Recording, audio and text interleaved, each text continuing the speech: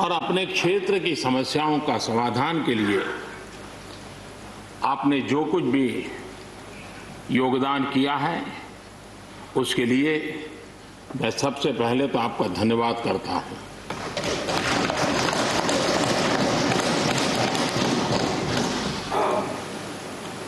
मीर मोहम्मद जी और नजीर अहमद जी, ये दोनों ऐसे साथी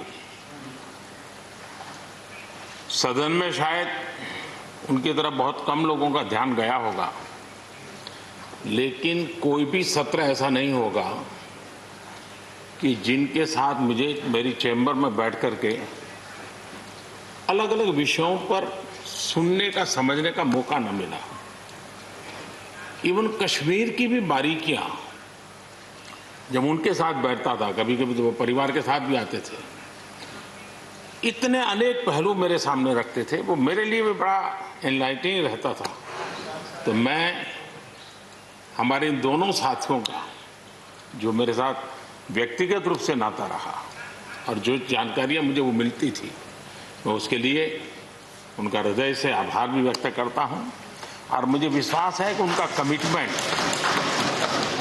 और उनकी क्षमता, ये दोनों देश के लिए और विशेष करके जम्मू कश्मीर के लिए काम आएगी। देश की एकता, देश के सुख शांति वैभव को बढ़ाने में काम आएगी, जब मुझे पूरा विश्वास है। हमारे एक साथी शमशेर सिंह जी,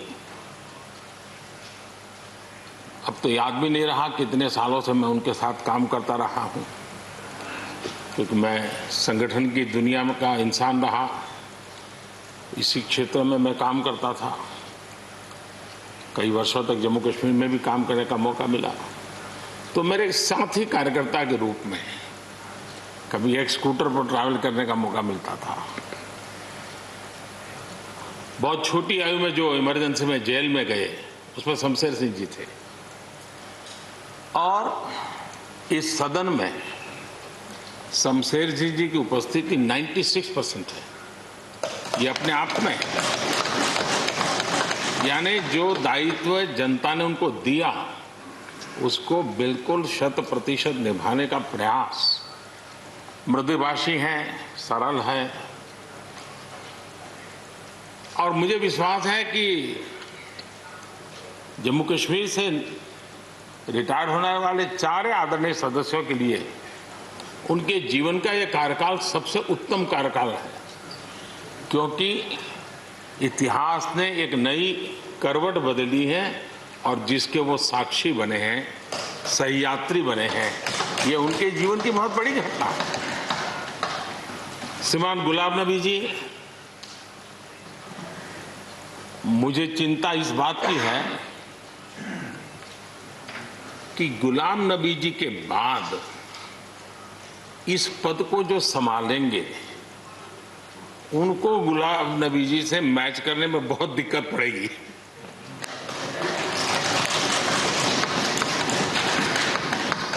क्योंकि गुलाम नबी जी अपने दल की चिंता करते थे, लेकिन देश की और सदन की भी उतनी ही चिंता करते थे। ये छोटी बात नहीं है जी, ये बहुत बड़ी बात है जी।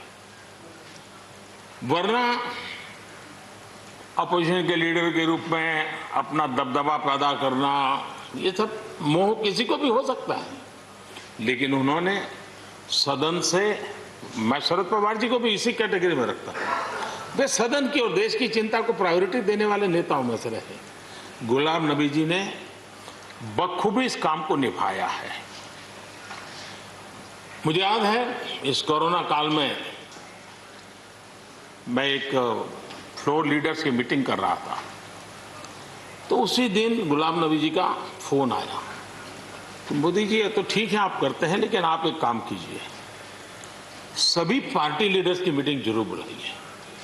मुझे अच्छा लगा कि उन्होंने पार्टी लीडर्स के साथ, सभी पार्टी अध्यक्षों के साथ बैठने का मुझे सुझाव दिया, और मैंने उस मीटिंग को किया भी।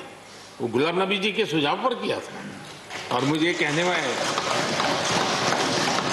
यानी इस प्रकार का संपर्क और उसका मूल कारण है कि उनको दोनों तरफ का अनुभव रहा है, सत्ता दल का भी और विपक्ष का।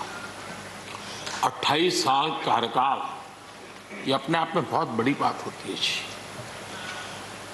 बहुत साल पहले की बात है, शायद अटल जी की सरकार होगी, मुझे याद नहीं रहा। मैं यहाँ सदन में किसी काम से आया था, मैं तो तब राजनीति में नहीं था, ये इलेक्टोरल पॉलिटिक्स में नहीं था, मैं संगठन का काम करता था। तो मैं और गुलाम नबी जी ऐसे ही लॉबी में गप्पे मार रहे थे। अब जैसा पत्रकारों का स्वभाव रहता है, बराबर नजर लगाए बैठे थे कि ये दोनों का मेल कैसे हो सकता है। हम हंसी खुशी से बातें कर रहे थे, तो हम जैसे ही निकले तो पत्रकारों ने घेर लिया। गुलाम नबी जी ने बहुत बढ़िया जवाब दिया था, वो जवाब हम लोगों के लिए बहुत काम आने वाला है।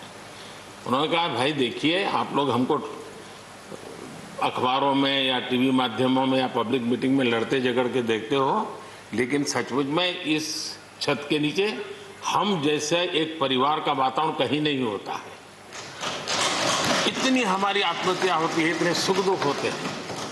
ये जो स्पिरिट है, वो स्पिरिट अपने आप में बहुत बड़ी बात होती है।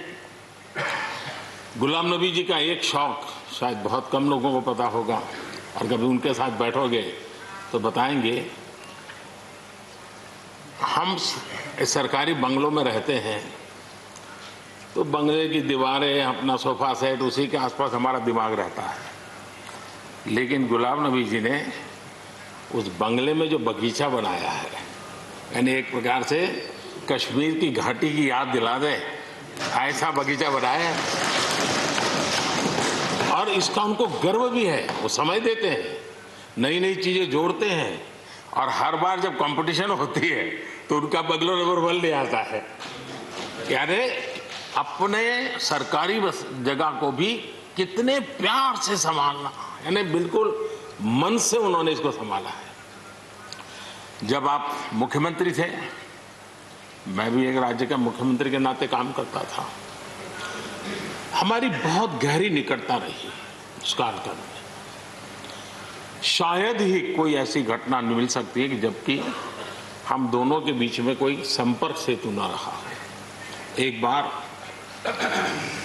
गुजरात के यात्री, क्योंकि जम्मू कश्मीर में जाने वाले टूरिस्ट में गुजरात बहुत बड़ा नंबर रहता है, और टेररिस्टों ने पर हमला कर दिया, करीब 8 लोग शायद मारे गए। सबसे पहले गुलाम नबी जी का मुझे फोन आया।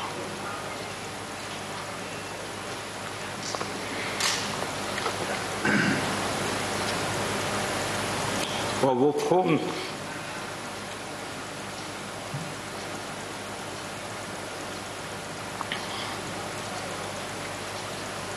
सिर्फ सूचना देने का नहीं था,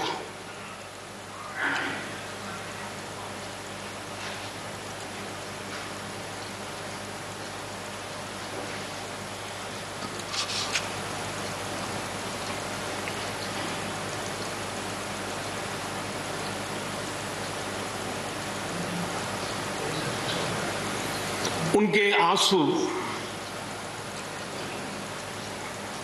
रुक नहीं रहे थे। फोन पे उस समय प्रणब मुखर्जी साहब डिफेंस मिनिस्टर थे। मैंने उनको फोन किया, मैंने कहा, साहब अगर फोर्स का हवाई जहाज मिल जाए इन डेड बॉडी को लाने के लिए। रात देर हो गई थी। प्रणब मुखर्जी साहब ने कहा, आप चिंता मत कीजिए, मैं करता हूं व्यवस्था। लेकिन रात में फिर गुलाम नबी जी का फोन आया। वे एयरपोर्ट थे,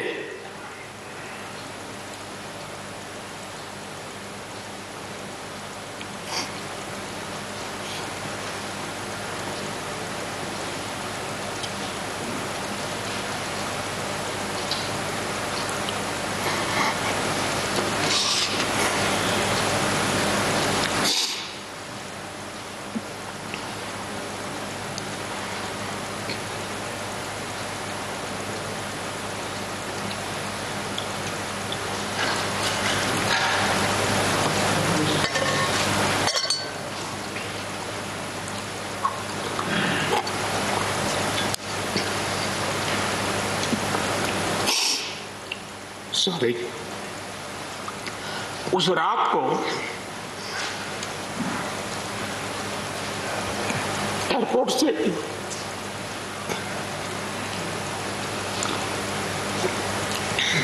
उन्होंने मुझे फोन किया और जैसे अपने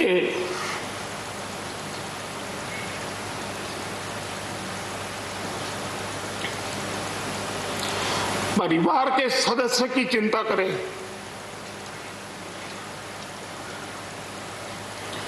वैसी चिंता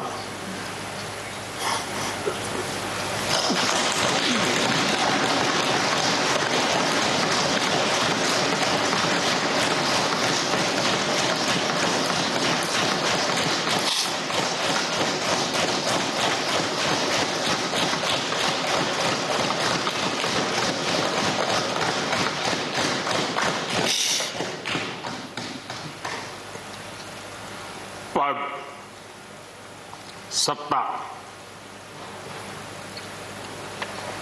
जीवन में आती रहती है, लेकिन उसे कैसे पचाना,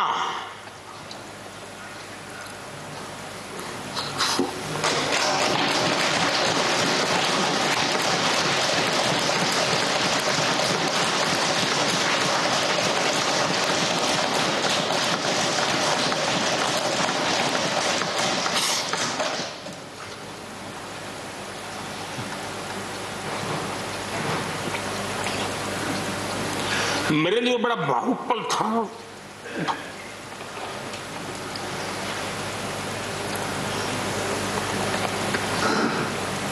दूसरे दिन सुबह फोन आया कि मोदी जी सब लोग पहुंच गए।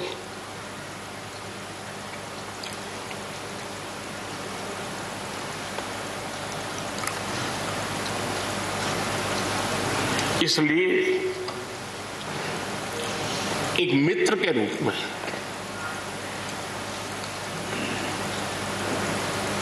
गुलाम नबी जी को घटना और अनुभव के आधार पर मैं आदर करता हूं।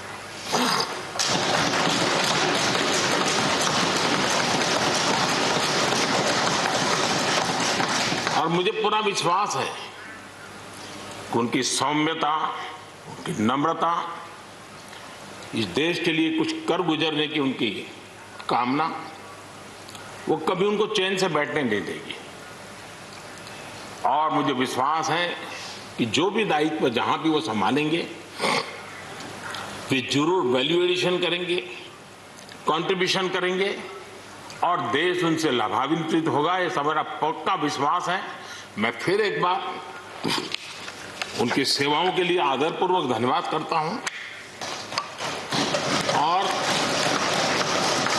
व्यक्तिगत रूप से भी मेरा उनसे आग्रह रहेगा कि मन से मत मानो कि अब आप इस सदन में नहीं हो। आप के लिए मेरे द्वार हमेशा खुले, इन चारों माननीय सदस्यों के लिए खुले हैं। आपके विचार, आपके सुझाव, क्योंकि देश में सब बहुत जरूरी होता है, ये अनुभव बहुत काम आता है, मुझे मिलता रहेगा, ये अपेक्षा मैं रखता ही रहूंगा। आपको मैं निवृत्त होने नहीं दूंगा। फिर एक बार बहुत शुभकामनाएं, धन्यवाद।